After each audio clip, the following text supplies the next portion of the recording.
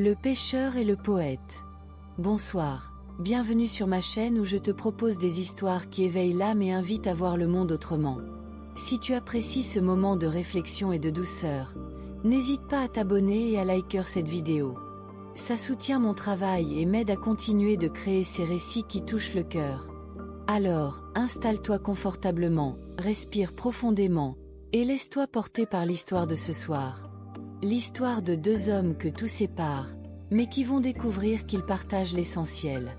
Il existe sur la côte bretonne, entre les falaises battues par les vents et les criques secrètes où la mer vient murmurer ses confidences, un petit quai de pierre grise. Ce quai n'apparaît sur aucune carte touristique, n'attire aucune foule de vacanciers. Il est trop isolé, trop simple, trop ordinaire pour cela. Pour y accéder, il faut emprunter un sentier étroit qui serpente à travers les ajoncs et les genêts, descendre une pente rocailleuse, puis longer une plage de galets avant d'apercevoir enfin cette langue de pierre qui s'avance dans l'océan comme un doigt pointé vers l'infini. C'est ici que vivait Matteo.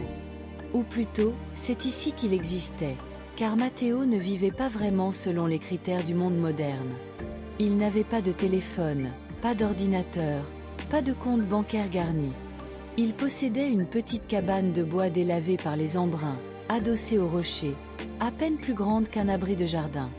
À l'intérieur, le strict nécessaire, un lit étroit, une table, 2 chaises, un poêle à bois, quelques ustensiles de cuisine.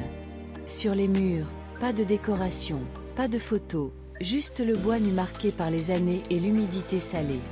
Matteo était pêcheur. Pas pêcheur professionnel avec un bateau motorisé et des filets industriels. Non, il était pêcheur à l'ancienne, pêcheur solitaire. Chaque matin, dès les premières lueurs de l'aube, il s'installait au bout du quai avec sa canne, son seau, son silence. Il lançait sa ligne dans l'eau sombre et attendait. Parfois il prenait du poisson, parfois non. Cela n'avait pas vraiment d'importance. La pêche n'était pas pour lui une activité économique ou même un simple loisir. C'était une méditation, une façon d'être au monde, un dialogue muet avec l'océan. Matteo avait la soixantaine bien entamée, peut-être 65 ans, peut-être 70, difficile à dire. Son visage était tanné par le soleil et le sel, creusé de rides profondes comme des sillons dans un champ labouré. Ses mains étaient calleuses, puissantes, les mains de quelqu'un qui avait passé sa vie à travailler avec ses doigts. Ses yeux, d'un bleu délavé comme le ciel d'hiver, avaient cette qualité particulière des gens qui observent plus qu'ils ne regardent. Il ne parlait presque jamais. Pas par timidité ou misanthropie, mais simplement parce qu'il n'en ressentait pas le besoin. Les mots lui semblaient souvent superflus, maladroits, incapables de capturer ce qui comptait vraiment. Son existence suivait le rythme des marées et des saisons. Il se levait avec le soleil, pêchait jusqu'à midi, réparait ses lignes ou entretenait sa cabane l'après-midi, se couchait avec la nuit. Il mangeait ce qu'il pêchait, complété par quelques provisions qu'il achetait au village une fois par semaine. Il ne cherchait rien de plus que ce qu'il avait, le murmure constant de la mer, le cri des mouettes, le vent qui transportait l'odeur d'iode et d'algues, la pierre froide sous ses pieds, le soleil sur sa peau. C'était une vie d'une simplicité radicale, presque monastique, mais elle lui suffisait pleinement. Puis, un matin de juin, alors que la brume matinale se levait lentement sur l'océan, un étranger apparut sur le quai. Matteo le remarqua du coin de l'œil mais ne tourna pas la tête, gardant son regard fixé sur sa ligne qui oscillait doucement dans le courant. L'étranger était un homme plus jeune, la quarantaine peut-être, vêtu d'une veste de lin froissé, portant un sac en bandoulière et tenant un carnet relié de cuir. Il s'arrêta à mi-chemin du quai, cherchant visiblement où s'installer, puis choisit un endroit à une dizaine de mètres de Matteo. Il s'assit sur la pierre, sortit son carnet, l'ouvrit, contempla la page blanche, puis regarda la mer. Cet homme s'appelait Julien Mercier. Il était poète, ou du moins il essayait de l'être. Il avait publié 2 recueils dans sa jeunesse, acclamés par la critique, prometteurs. Mais depuis 5 ans, plus rien. Pas un vers, pas une image, pas une métaphore. Le puits s'était tari. Il avait essayé tout ce que les livres et les conseils suggèrent pour surmonter une panne d'inspiration. Voyager, changer d'environnement, lire davantage, ne plus lire du tout. écrire quotidiennement même sans inspiration, ne plus écrire et attendre que l'inspiration revienne. Rien n'avait fonctionné. Les mots restaient prisonniers quelque part en lui, inaccessibles, comme des poissons au fond d'un océan trop profond pour qu'il puisse les atteindre. Désespéré, il avait loué une petite maison dans le village le plus proche, décidé à s'exiler de la ville, de ses distractions, de ses sollicitations constantes. Il cherchait le silence, la solitude, espérant qu'il réveillerait sa muse endormie.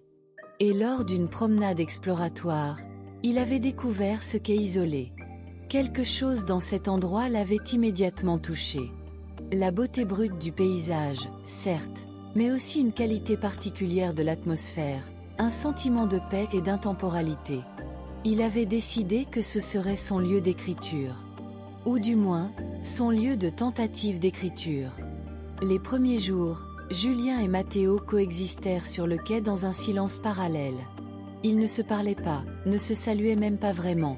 Juste un bref hochement de tête le matin quand Julien arrivait et trouvait Matteo déjà installé avec sa canne. Chacun respectait l'espace de l'autre, maintenait une distance polie.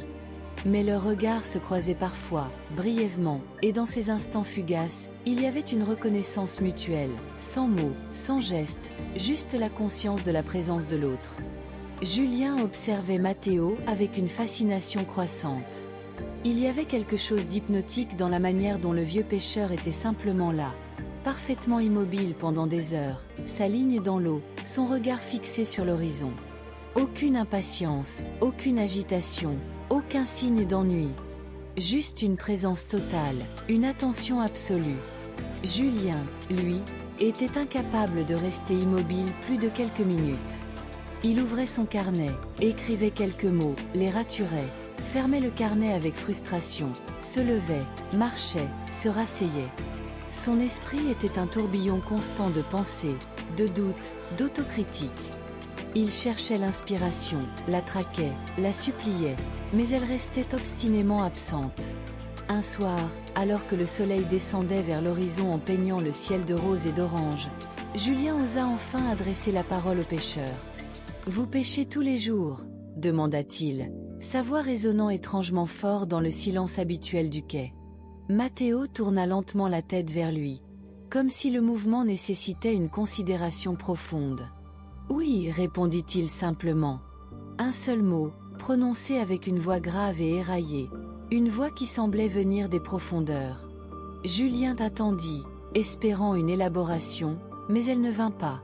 Matteo retourna son attention vers sa ligne. Julien sourit malgré lui. Il y avait quelque chose de rafraîchissant dans cette économie de parole. Dans son milieu littéraire parisien, tout le monde parlait constamment, s'écoutait parler, utilisait 10 mots quand un seul aurait suffi. Ici, sur ce quai battu par les vents, la communication suivait des règles différentes. Il posa une autre question, poussé par une curiosité sincère. « Et vous attrapez beaucoup de poissons ?» Matteo haussa légèrement les épaules. « Assez, dit-il. Encore un seul mot. » Puis, après un long silence, il ajouta « La mer donne ce qu'elle veut. » Ces mots frappèrent Julien avec une force inattendue. La mer donne ce qu'elle veut. C'était si simple, si évident, et pourtant si profond. Il reconnut là une sagesse différente de celle des livres, une compréhension née non de la théorie mais de l'expérience directe, répétée, de la relation avec l'océan. Il sortit son carnet, nota la phrase. Matteo l'observa faire, une lueur d'amusement presque imperceptible dans ses yeux délavés. « Vous êtes écrivain ?» demanda-t-il. C'était la première fois qu'il posait une question. Julien acquiesça. « Poète. Ou j'essaie de l'être. » En ce moment, les mots ne viennent pas. Matteo hocha la tête lentement, comme s'il comprenait parfaitement, bien que la poésie fût probablement très éloignée de son univers. « C'est comme les poissons, dit-il enfin. Parfois ils mordent, parfois non.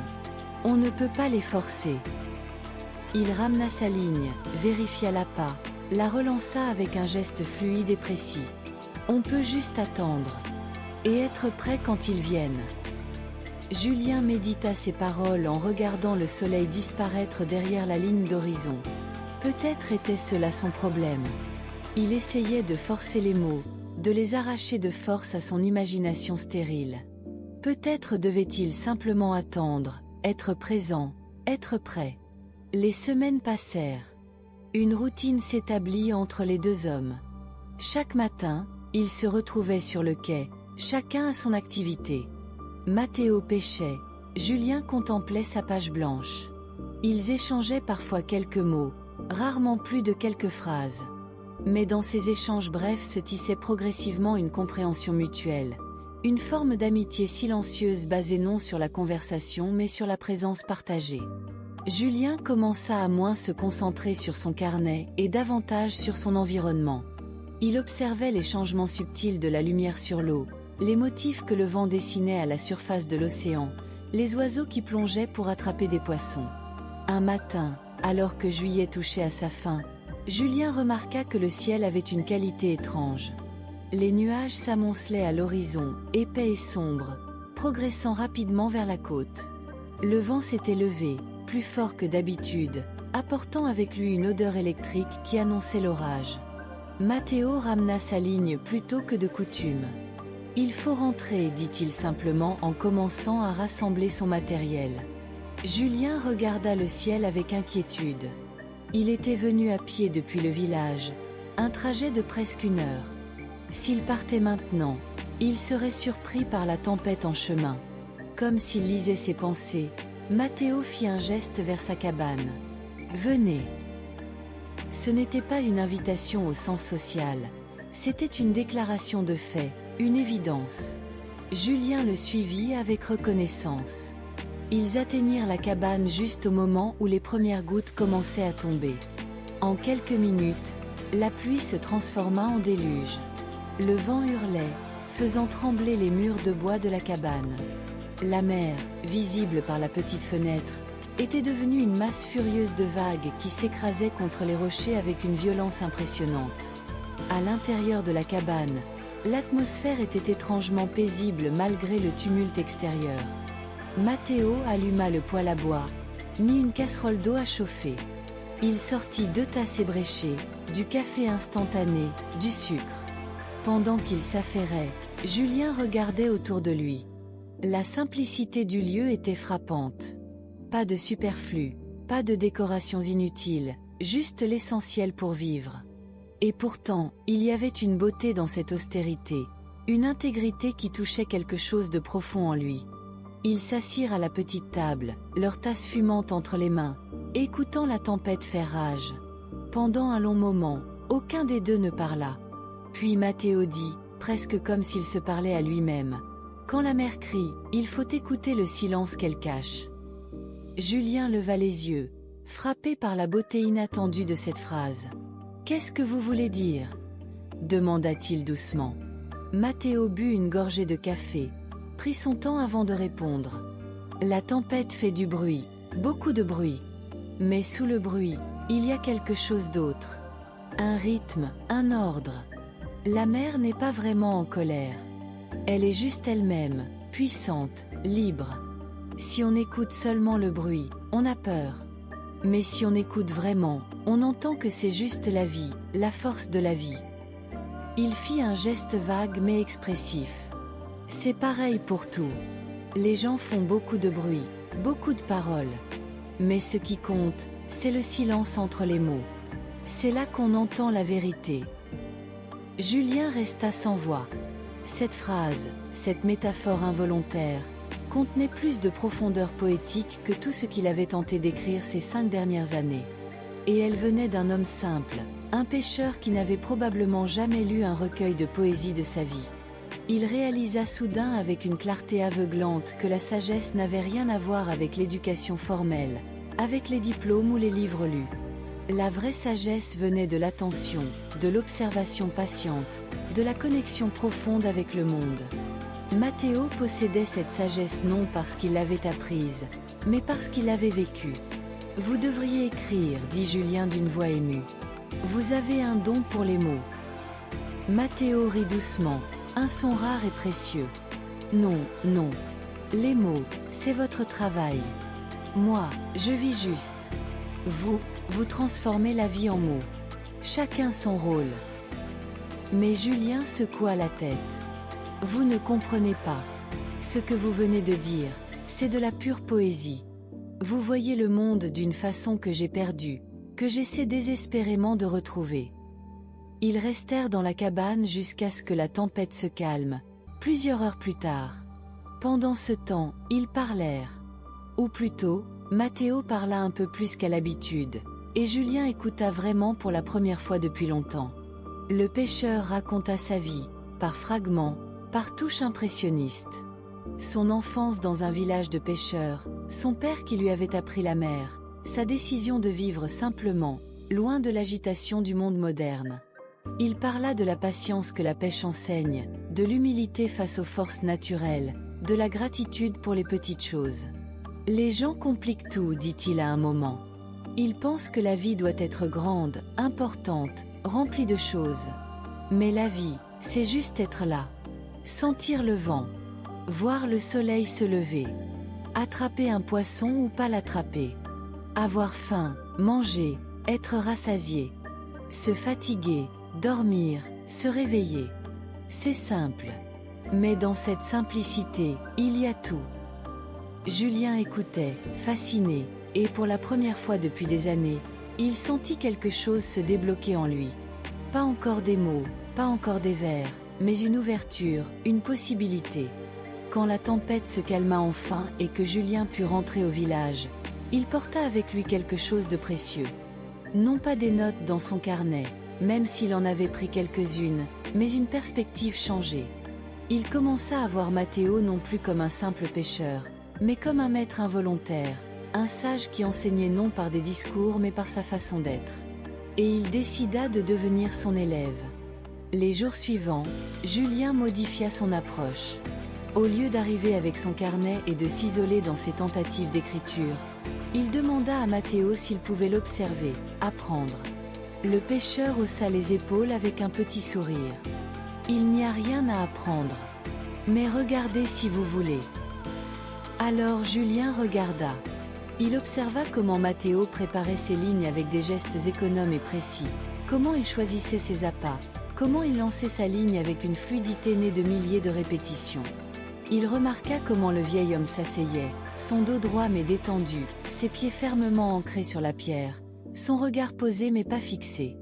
Matteo lui enseigna, sans vraiment enseigner, l'art de l'attention. « Vous voyez l'eau là ?» dit-il un matin, pointant vers un endroit précis. Le courant est différent. Ça signifie qu'il y a un rocher en dessous, ou un banc de poissons. Il faut regarder ce que l'eau nous dit. Julien commença à regarder l'océan différemment. Non plus comme un décor pittoresque, une toile de fond pour ses rêveries poétiques, mais comme un être vivant avec ses humeurs, ses secrets, son langage propre. Il apprit à lire les signes, la couleur de l'eau, la direction du vent, le comportement des oiseaux. Matteo lui montra comment réparer une ligne cassée, comment attacher un hameçon, comment nettoyer un poisson. Ces tâches pratiques, manuelles, ancraient Julien dans le moment présent d'une façon que l'écriture ne faisait plus. Ses mains, habituées seulement à tenir un stylo ou à taper sur un clavier, découvraient le plaisir du travail physique, simple et utile. Il y avait une satisfaction profonde à accomplir ces gestes ancestraux, à se connecter à une tradition millénaire de relations entre l'homme et la mer. Un jour, Matteo lui proposa « Vous voulez essayer ?» Il lui tendit une canne. Julien la prit avec précaution, comme un objet sacré. Sous la guidance patiente de Matteo, il apprit à lancer la ligne. Les premiers essais furent maladroits, la ligne s'emmêlant, l'hameçon n'allant pas où il le voulait. Mais Matteo ne montrait aucune impatience. « Doucement, disait-il. Pas de force. Laissez le mouvement venir de lui-même. Comme respirer. » Progressivement, Julien trouva le rythme. Et quand sa ligne se posa enfin sur l'eau exactement où il le voulait, créant à peine une ride à la surface, il ressentit une fierté disproportionnée par rapport à l'accomplissement. Matteo hocha la tête avec approbation. « Bien. Maintenant, attendez. » Attendre. Voilà ce que Julien découvrit être le cœur de la pêche. Non pas l'action de lancer ou de ramener, mais l'attente entre les deux. Cette attente qu'il avait toujours perçue comme passive était en réalité éminemment active. C'était une attention soutenue, une présence totale au moment. On ne pouvait pas laisser son esprit vagabonder, sinon on ratait le moment où le poisson mordait. Il fallait être là, complètement, observant le bout de la ligne, sentant la tension dans ses mains, à l'écoute de la moindre vibration. C'était une forme de méditation, réalisa Julien. Une prière silencieuse adressée à l'océan. Et un matin, ça arriva. Julien sentit le tug familier, cette secousse distinctive qui signale qu'un poisson a mordu. Son cœur bondit. « Remontez doucement », dit la voix calme de Mathéo à côté de lui. « Pas trop vite. Sentez sa force, travaillez avec elle, pas contre. » Julien suivit les instructions, ramenant la ligne progressivement, sentant la résistance du poisson qui luttait, ce combat ancien entre le pêcheur et sa prise. Et puis, émerge de l'eau sombre, un bar magnifique, ses écailles argentées brillant au soleil. Mathéo l'aida à le décrocher de l'hameçon, le tint un instant pour l'admirer, puis le tendit à Julien. « Votre premier poisson. Vous le sentez? Son poids, sa force. La mer vous a fait un cadeau aujourd'hui. » Julien tenait le poisson, encore frémissant, et fut submergé par une émotion qu'il n'avait pas anticipée. Ce n'était pas juste de la fierté d'avoir réussi, mais quelque chose de plus profond. Un sentiment de connexion, de participation à un cycle éternel. Ce poisson avait vécu dans les profondeurs, avait nagé librement, et maintenant il était là, dans ses mains, offrant sa vie pour sustenter la sienne. C'était à la fois triste et beau, cette rencontre entre deux êtres vivants médiés par la ligne et l'hameçon. « Merci » murmura-t-il, sans savoir vraiment à qui il s'adressait. À la mer? Au poisson? À Mathéo? À l'univers entier? Ce soir-là, dans la cabane, Mathéo lui montra comment préparer le poisson. Comment l'écailler, le vider, le découper. Puis ils le cuisinèrent simplement, juste grillé avec un peu de sel et de citron. Ils le mangèrent ensemble, accompagnés de pain et d'une bouteille de vin que Julien avait apporté. Et ce repas, le plus simple que Julien ait pris depuis des années, fut aussi le plus mémorable. Parce qu'il avait participé à chaque étape, de la mer à l'assiette. Parce qu'il comprenait maintenant l'effort, le respect, la gratitude impliquée dans ce processus. « C'est délicieux », dit-il avec sincérité. Mathéo sourit. « C'est votre poisson. Ça a toujours meilleur goût quand on l'a pêché soi-même. » Les semaines devinrent des mois. L'été se transforma en automne, les journées raccourcirent, l'air devint plus frais. La relation entre Julien et Mathéo s'approfondit, devenant une véritable amitié basée sur le respect mutuel et la compréhension silencieuse. Julien venait toujours au quai, mais il avait rangé son carnet. Il ne cherchait plus activement l'inspiration. Il pêchait, il observait, il vivait simplement. Et paradoxalement, en cessant de chercher les mots, ils commencèrent à revenir. Pas en torrent, mais en filets réguliers, comme l'eau d'une source qui se remet à couler après une longue sécheresse. Il écrivait le soir, dans sa maison louée, à la lumière d'une lampe. Mais ce qu'il écrivait maintenant était différent de tout ce qu'il avait produit auparavant. C'était plus simple, plus direct, débarrassé des ornements inutiles et des métaphores trop travaillées. Il écrivait sur la mer, sur la pêche, sur Mathéo, sur ce qu'il apprenait de cette vie au rythme des marées. Il écrivait sur le silence et ce qu'on peut entendre quand on cesse de parler. Il écrivait sur la patience, l'attente, l'acceptation. Et pour la première fois depuis des années, il sentait que ces mots touchaient quelque chose de vrai, de profond. Un après-midi, alors qu'ils étaient assis sur le quai, leurs lignes dans l'eau, Julien osa partager quelques-uns de ses nouveaux poèmes avec Mathéo. Il les lut à voix haute, sa voix portée par le vent. Mathéo écouta en silence, son regard fixé sur l'horizon. Quand Julien eut terminé, le pêcheur resta longtemps sans parler. Puis il dit doucement, « C'est beau. Vous avez mis en mots ce que je ressens mais que je ne sais pas dire. » Il se tourna vers Julien, ses yeux délavés brillant d'une émotion rare. « Vous voyez? C'est ça que vous faites. Vous prenez la vie, les sentiments, les choses qu'on vit, et vous leur donnez une forme que les autres peuvent comprendre. C'est important. C'est votre don. Julien sentit sa gorge se serrer. Mais c'est vous qui m'avez appris à voir ces choses. Sans vous, je serais encore perdu, à chercher l'inspiration dans ma tête au lieu de la trouver dans le monde. Matteo haussa les épaules, gêné par le compliment. Je n'ai rien appris. Vous avez juste regardé. Et vous avez appris tout seul. Julien secoua la tête avec véhémence. Non. Vous m'avez appris la patience, l'attention, la simplicité, la gratitude. Vous m'avez appris à être présent, vraiment présent, au lieu de toujours être dans ma tête. C'est le plus grand cadeau qu'on m'ait jamais fait. Ils restèrent assis côte à côte, chacun perdu dans ses pensées. Puis Matteo dit quelque chose qui surprit Julien. Vous savez, vous aussi vous m'avez appris quelque chose. Julien le regarda avec étonnement. Moi? Qu'est-ce que je pourrais vous apprendre? Matteo prit son temps avant de répondre, comme toujours. Pendant toute ma vie, j'ai fait les choses sans penser à elles. Je pêche, je répare mes filets, je regarde la mer. C'est comme ça, c'est tout. Mais vous avez mis des mots sur ces choses. Et maintenant, quand je pêche, je vois mes gestes différemment. Je vois la beauté que j'ai toujours sentie mais que je ne savais pas nommer. Vous m'avez donné un miroir pour voir ma propre vie. Il fit un geste vers l'océan. Avant, quand je regardais ça, je voyais juste la mer.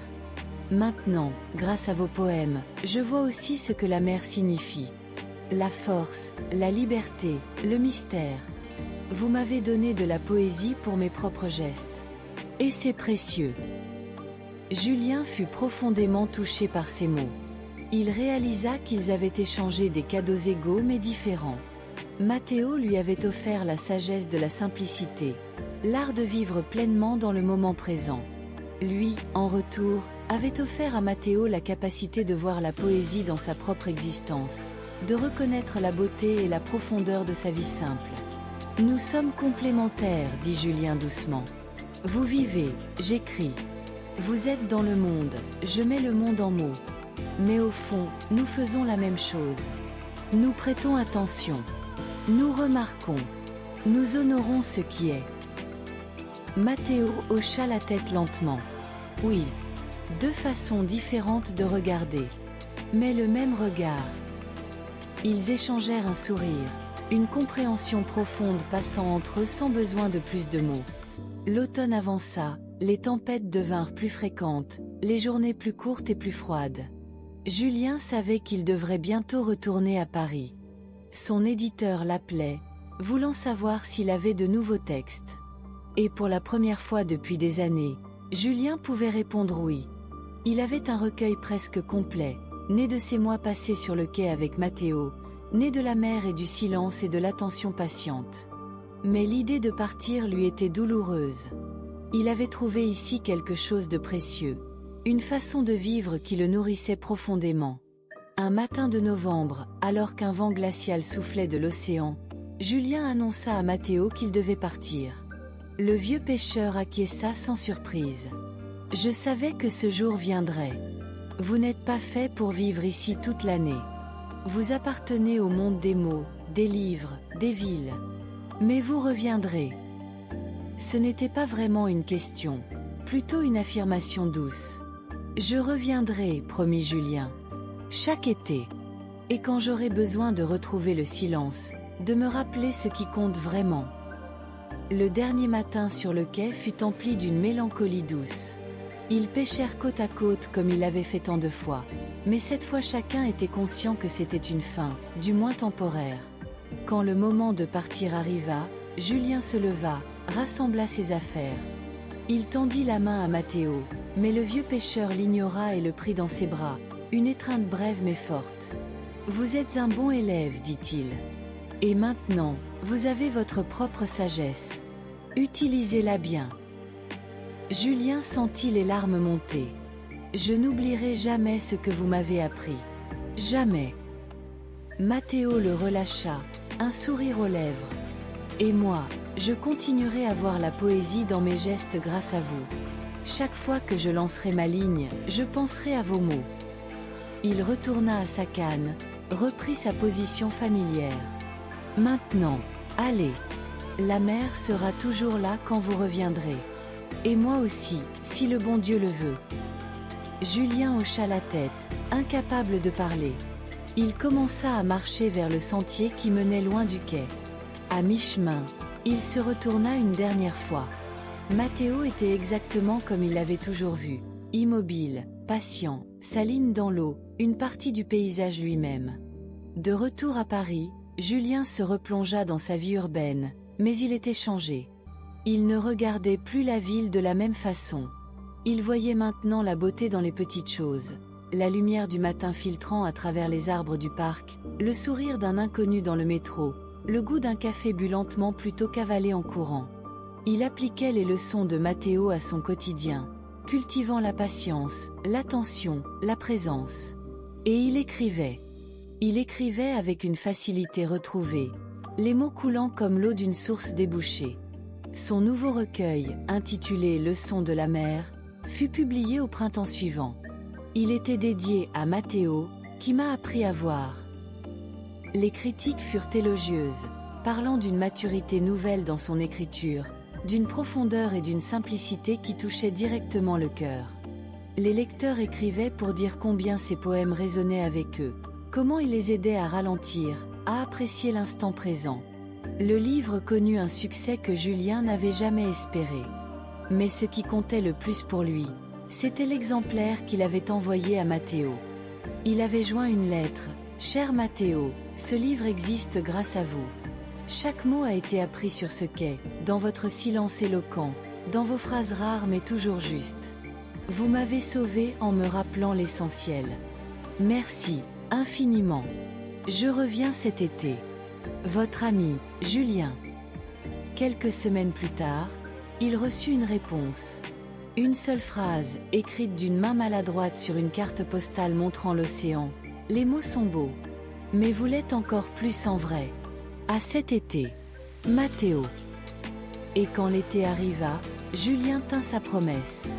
Il retourna au petit quai isolé, descendit le sentier familier, et trouva Matteo exactement où il l'avait laissé, au bout du quai, sa canne à la main, son regard tourné vers l'horizon. Comme si aucun temps n'avait passé. Comme si Julien n'était jamais parti. Le vieux pêcheur tourna la tête, sourit. « Bonjour, poète. La mer vous a manqué. » Julien sourit en retour, sentant l'appel envahir immédiatement. « Oui. Et vous aussi. » Il s'installa à son endroit habituel, sortit une canne que Matteo lui avait donnée, la prépara avec les gestes précis qu'il avait appris.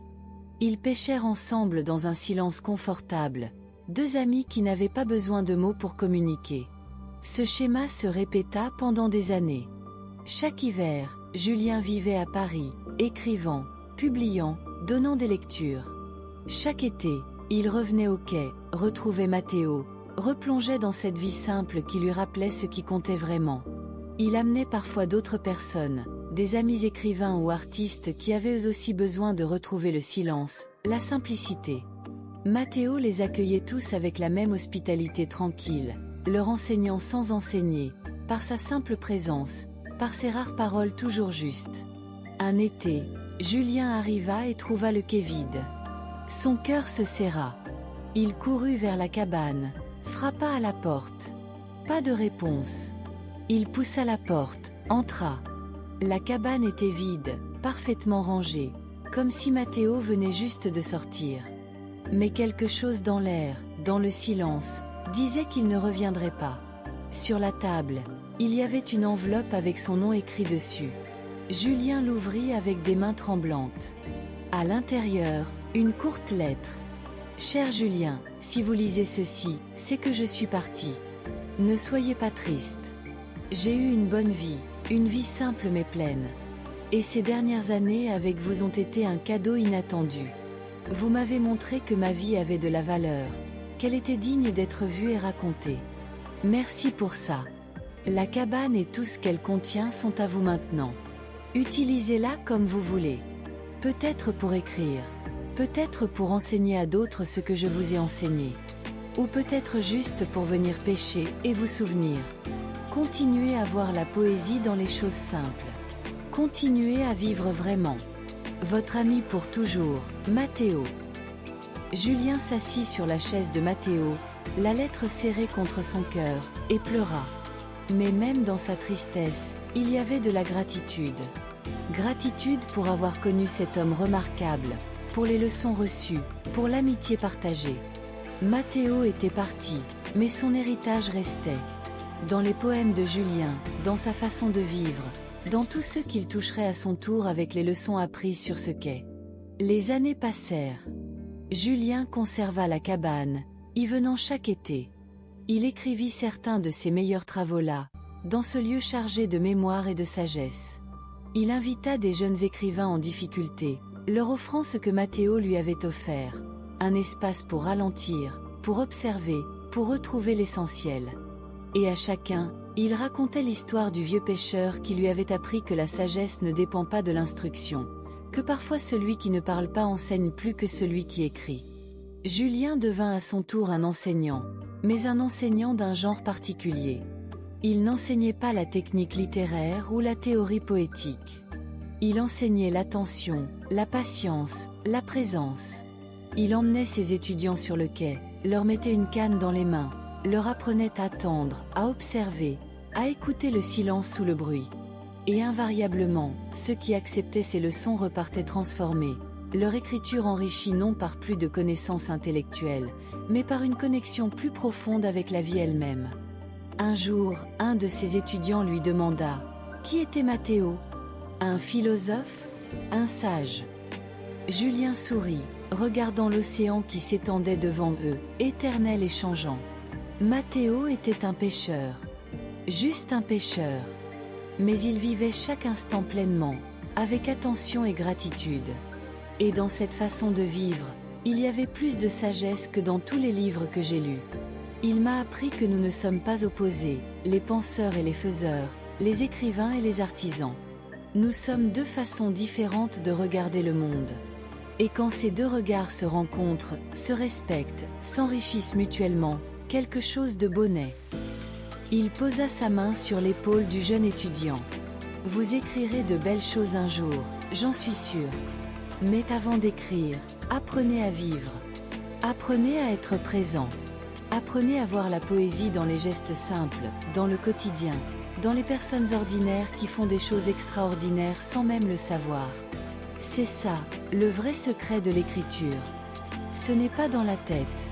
C'est dans le cœur, dans les mains, dans les pieds qui marchent sur la terre, dans les yeux qui regardent vraiment. Et chaque soir, quand le soleil se couchait sur l'océan, Julien s'asseyait au bout du quai, à l'endroit exact où Matteo s'asseyait autrefois. Il lançait une ligne dans l'eau, pas vraiment pour pêcher, mais pour honorer la mémoire de son ami, pour maintenir vivante la tradition de présence et d'attention. Et dans ces moments, il sentait Matteo près de lui, dans le vent qui ébouriffait ses cheveux, dans le sel sur ses lèvres, dans le rythme éternel des vagues. Car au fond, Matteo n'était jamais vraiment parti. Il vivait dans chaque personne qu'il avait touchée, dans chaque leçon transmise, dans chaque moment de présence consciente.